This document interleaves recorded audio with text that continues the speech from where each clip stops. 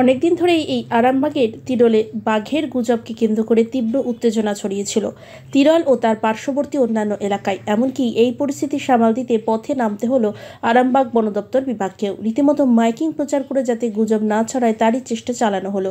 কিছু মানুষের দাবি বাঘ বা কোনো হিংস্র জন্তু নাকি ওই এলাকায় ঢুকে পড়েছে এবং চারিদিকে প্রাণীদের খাওয়া রক্ত নাকি পড়ে থাকতে দেখা গেছে এবং একটি ভাইরাল হওয়া সিসিটিভি ফুটেজেও নাকি জন্তুটি ধরা পড়েছে, যদিও অনেকটাই অস্পষ্ট। এর ফলে ওই এলাকায় মানুষের মধ্যে তীব্র আতঙ্ক দেখতে পাওয়া যায়।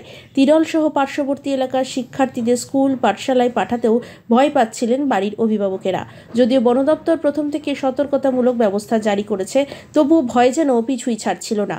ওই অজানা জন্তুকে ধরতে বন দপ্তরের তরফ থেকে নানা রকম ফন্দি অবলম্বন করা হয়, যাতে করে তাদের করা ফাঁদে পা দেয় এবং ধরা পড়ে সে। কিন্তু বেশ কিছুদিন ধরে লক্ষ্য করা যাচ্ছে ওই অদৃশ্য জন্তুকে আর দেখতে পাওয়া যায়নি। এই বিষয়ে ওই এলাকায় ফরেস্ট রেঞ্জার অফিসার আশরাফুল জানান, এই এলাকায় কোনো বাঘ বা কোনো হিংস্র জন্তু ঢোকার মতো কোনো করিডোর নেই, তাই এই এলাকায় বাঘ ঢুকলে অনেক মানুষের চোখে পড়তো। কোনো মানুষের বক্তব্য ওই জন্তু বাঘ হওয়ার সম্ভাবনা নেই, কিন্তু বাঘরোল হলেও হতে পারে।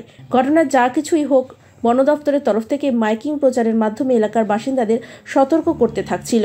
গুজবে কান না দিয়ে নিত্যদিনের কাজে যাতে স্বচ্ছভাবে করতে পারে তার আশ্বাসও দিয়েছিল বন দপ্তরের তরফ থেকে। কিন্তু যে বাঘের আতঙ্কে মানুষ ভয়ে বেরোতে পারছিল না, সেই বাঘ কিন্তু এখনও অধরা। সেটা বাঘ না অন্য হিংস্র জন্তু এখনও বুঝতে পারা যাচ্ছে না। আবারও ওই গ্রামে দেখা দিয়েছে বাঘ, এখনও চারিদিকে রক্তের ছাপ দেখা মিলেছে। বন দপ্তর থেকে মাইকিং সচেতনমূলক প্রচারে অযথা গুজব ছড়াবেন না, গুজবে কান দেবেন না, এই মাইকিংও করা হচ্ছে। তাতেও মানুষের আতঙ্ক ছড়িয়ে পড়ছে গোটা তিরল অঞ্চল জুড়ে। আজকে আতঙ্কে ভুগছে তিরল অঞ্চলের মানুষজন। পুকুরে বাছুর গরুর মাথা ভাসতে দেখা গিয়েছে, সেই অজানা জন্তু কুকুর ধরেও খেয়ে নিচ্ছে।